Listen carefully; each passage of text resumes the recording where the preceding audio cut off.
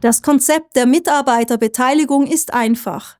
Mitarbeitende werden durch die Abgabe von Beteiligungsrechten an ihrem Arbeitgeber beteiligt. Sie schlüpfen damit gleichzeitig in die Rollen des Arbeitnehmers und des Eigentümers. Entwickelt sich das Unternehmen positiv, profitieren die Mitarbeitenden vom steigenden Wert der Beteiligung. Diese Beteiligung an der Performance soll sie zusätzlich für ihre Arbeit motivieren, indem sie sich stärker mit dem Unternehmen identifizieren und sich an dieses binden. Besonders beliebt sind Mitarbeiterbeteiligungen bei Start-ups. Hochqualifizierte Mitarbeitende können durch Beteiligungen für ein verhältnismäßig tieferes Gehalt und somit liquiditätsschonend gewonnen werden. Die Mitarbeitenden tragen einen großen Teil des Risikos mit und gehen unter Umständen leer aus, wenn sich das Start-up nicht wunschgemäß entwickelt. Auf der anderen Seite profitieren sie dafür sehr, wenn das Start-up erfolgreich wächst. Aber auch bei etablierten Unternehmen ist die Mitarbeiterbeteiligung beliebt, denn sie bietet eine Gelegenheit, loyale und verdiente Mitarbeitende speziell zu belohnen im Sinne einer zusätzlichen Gratifikation. Man unterscheidet zwischen echten und unechten Mitarbeiterbeteiligungen.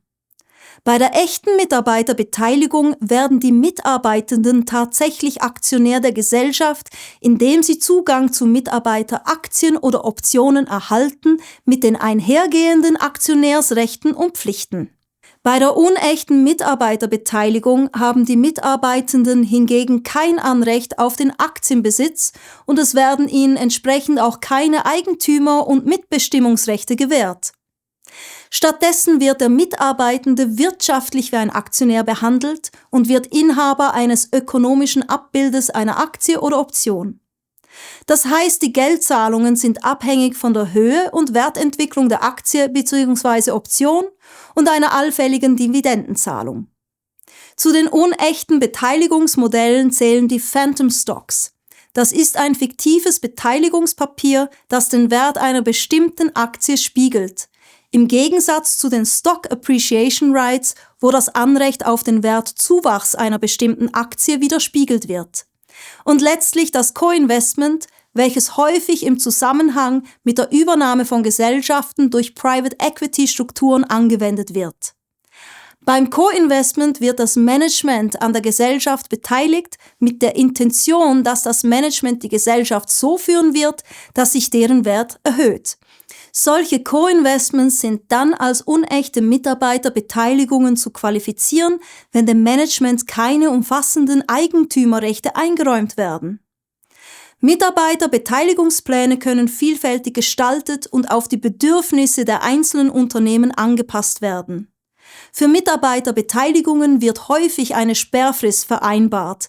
Während dieser dürfen die Mitarbeiterbeteiligungen weder verkauft noch verpfändet werden. Mitarbeiterbeteiligungen sind Lohnbestandteil, weshalb die Auswirkungen in Bezug auf die Einkommensteuer und auf die Sozialversicherungsbeiträge im Auge zu behalten sind. Wenn sie gut geplant und umgesetzt wird, stellt die Mitarbeiterbeteiligung eine Win-Win-Situation dar und ist in vieler Hinsicht eine lohnenswerte Möglichkeit, die Mitarbeitenden stärker in die unternehmerische Tätigkeit einzubinden. Möchten Sie für Ihr Unternehmen mehr über die Möglichkeiten der Mitarbeiterbeteiligungen erfahren? Oder wollen Sie sich als Arbeitnehmer zu den steuerlichen Optimierungsmöglichkeiten beraten lassen? Dann kontaktieren Sie jetzt die SMZH und vereinbaren Ihren Beratungstermin.